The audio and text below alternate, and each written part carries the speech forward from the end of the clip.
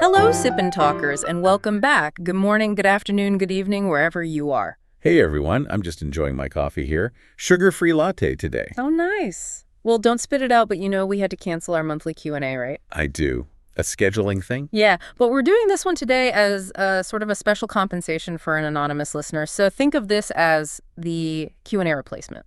Oh, this should be good. It is. So, do I look especially radiant today? I would say your lipstick is about 1.5 standard deviations brighter than usual. Huh. Always with the standard deviations. I'm in a good mood because we got this piece of feedback, and it was, well, it was a real trip.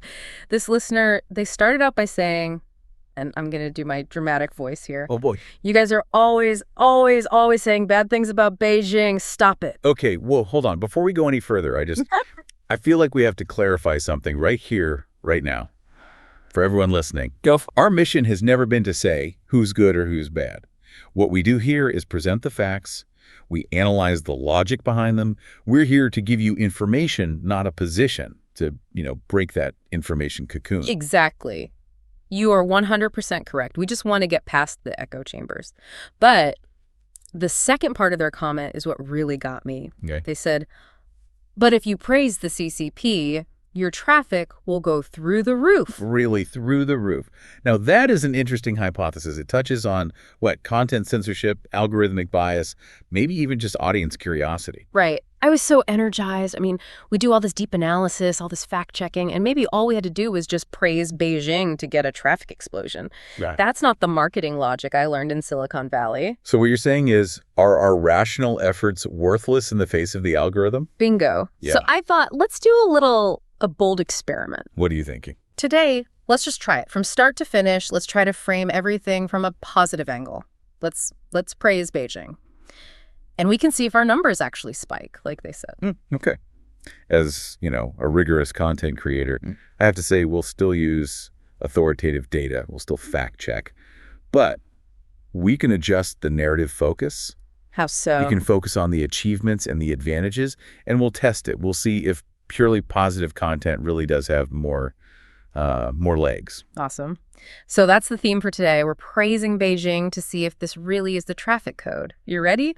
Let's embrace the flow with love and positive energy. My fact-checking toolkit is on standby. I'm putting on my rainbow filter. Let's see what happens. Okay, so let's start with the sheer glory of speed and scale, the economic transformation. Let's call it the miracle machine. It really is a miracle if you just look at the raw numbers. I mean, since the reform and opening up in '78, China's GDP jumped from 10th in the world to 2nd. Which required a nearly 10% average annual growth rate. Right. For decades.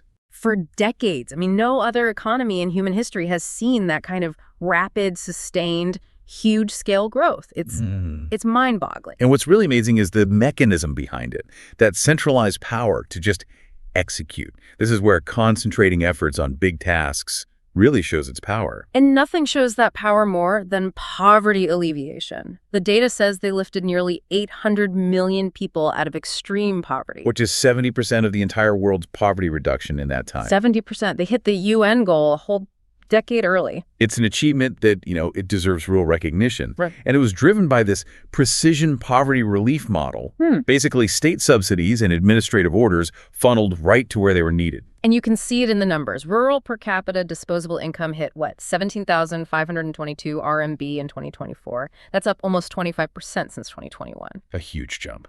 That success is also reflected in just how fast they build things. People call them the infrastructure maniacs for a reason. Look at the high-speed rail. It's a global phenomenon. It is. The world's longest network.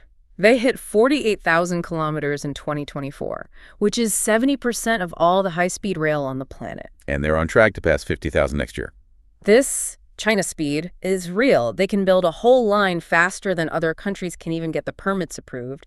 It creates these 8-hour economic circles, super efficient. Okay, that speed is definitely compelling. But now, we have to bring in the balance. We have to talk about the cost of that speed. Right. That state-led, investment-heavy model, it's starting to show some cracks. Growth is slowing down. It's projected at about 4.5% for 2025. It's just so reliant on investment and exports, not so much on people buying things at home. The machine needs constant fuel from the outside. Exactly. And that crazy infrastructure speed, it comes with a massive debt warning. Local government debt is over 300% of GDP now. 300%. Wow. Yeah. I mean, building 70% of the world's high-speed rail doesn't come cheap, and that debt is going to be a drag on everything for a long time. So what about the poverty numbers? Are they, sustainable? That's the million-dollar question.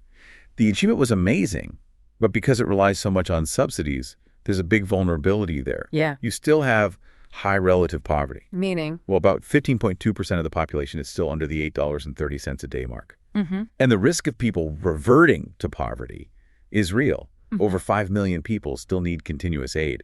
It was a gold medal sprint for sure, but the marathon is another story. And the high-speed rail. That feels like such a clear win. It's impressive, but it also points to some serious resource waste.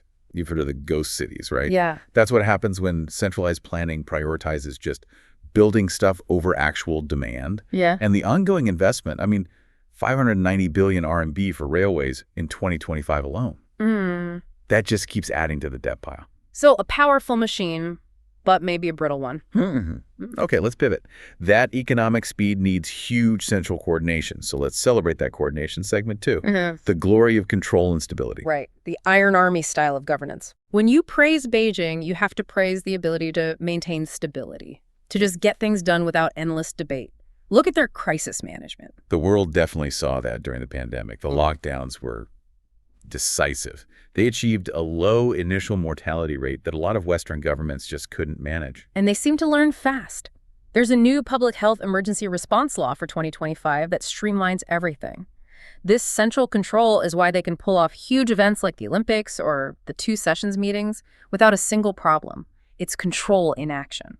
And that stability is built on a technological foundation, which brings us to what you call the iron bucket level safety. Yes. The Skynet security system, it's a technological marvel. They've rolled out over 700 million surveillance cameras. 700 million. That's 1 camera for every 2 people. And the result for the average person, ultra-low crime rates, like 0.46 per 100,000 people. You feel genuinely fearless walking around, that's a huge selling point. Okay, here we have to pause again and really unpack the cost of that control. Because while the mobilization is fast, the early information delay in the pandemic got huge global criticism. Transparency was sacrificed for control. The classic risk of central power. Delay bad news to avoid panic. Precisely. And the system can get distracted. We saw data about recent outbreaks of mosquito-borne diseases like over 16,000 cases of chikungunya fever that exposed monitoring gaps. The all-seeing eye isn't looking everywhere at once. So the safety net has holes. What about the amazing surveillance system? That's the double-edged sword. That system you praised, it enables predictive policing. It uses AI to track key figures, activists, minorities. Right. And it can trap thousands in what people call a digital cage. They can't travel, can't participate in public life. For most people, it's safety. For the monitored few, it's a prison. It really changes what freedom means. And that connects directly to internet control. The Great Firewall is praised for creating a pure space, but what it's filtering is dissent. You have hundreds of journalists jailed. AI is programmed to deny that things even happened, like 540 labor protests in 2025. The cost of that safety is a huge erosion of freedom. Wow. The shift from fearless safety to digital cage is stark. Okay, let's move to segment 3. Let's look up the glory of height, technology, and the space race. Now we're talking about long-term strategic planning for national prestige. Exactly. The government is pouring money into AI, 5G, quantum computing. The AI market alone is approaching 600 billion RMB with like 15.6% annual growth. This is patient capital aimed at winning the future. And you can see the results. The 2025 launch of the 4th-gen Wukong quantum computer. Yeah. It's consolidating their lead in these really strategic frontier areas. But the ultimate display, the ultimate proof they can concentrate efforts on big tasks is the space program. The crown jewel. Totally. The Tiangong space station, probes to the moon, missions to Mars. It's the peak of national pride. It's world-class, cutting-edge stuff. It absolutely is the grand narrative. Yeah. Now we have to bring it back down to earth. This is the core conflict of our little experiment today. The grand narrative versus individual welfare. Hit me with the data. What's the catch? The contrast is... Okay. It's pretty sharp. The country is number 2 in total GDP, right? Mm-hmm. But its per capita GDP ranks around 60th in the world. The total power is huge, but the individual slice of the pie is much, much smaller. That's a jarring contrast for the second biggest economy on the planet. It gets sharper. Over 600 million people have a monthly income of only about 1,000 RMB. Which is what, like $140? Roughly. And when you put that number next to the billions being spent on a space station, the resource priorities become very, very clear. Wait, hold on. So the nation can launch probes to the far side of the moon, but hundreds of millions of its own people are making about $140 a month. That's the whole tension right there. High-tech glory and low-income reality side by side. And that is the ultimate reflection of this experiment, is a grand national narrative, space stations, GDP, military might, the same thing as the happiness and wealth of the average person. It suggests that the resources for these great state artifacts are resources that can't be used for, small livelihood matters, like better healthcare or education or retirement. Precisely.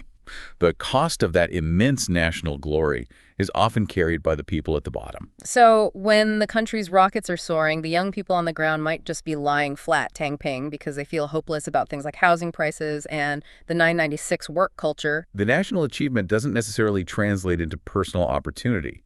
The data suggests a real disconnect there for a lot of people. So our preliminary conclusion from this experiment seems clear. Praising national achievements is a powerful story. It probably gets a lot of clicks. But the second a fact checker brings up per capita income, the story gets really complicated and incomplete. And to sum up the bigger picture, all these superiorities we highlighted, the speed, the scale, they all come from this very efficient top-down design. But speed without guardrails can be dangerous. Correct. Without strong democratic oversight, without transparency, the risks like corruption or human rights costs, they get magnified. And they almost always hit the most vulnerable people the hardest. And we just want to re-emphasize our goal here at Sip&Talk. This wasn't about criticizing or discriminating against anyone. It was about providing objective facts, both the glory and the cost, to encourage you, our listener, to think for yourself. Which leads to one final thought for you to chew on. True superior governance isn't just about scale or speed. It's about the ability to self-correct. It's about ensuring power is supervised. And that innovation serves people, turning that bright technological light into warmth for everyone, not a burn for a select few. A balanced perspective is always the best one. We just provide data for reference. Thanks for joining us on this. A very experimental deep dive today. Genuinely curious to see what happens with the traffic. Me too. Yeah. And hey, be sure to subscribe to Sip&Talk wherever you listen. And also check out our friend Micky's YouTube channel, Micky to Life, for some fun memes and his latest travel vlogs. He's great. He is. We'll see you all next time.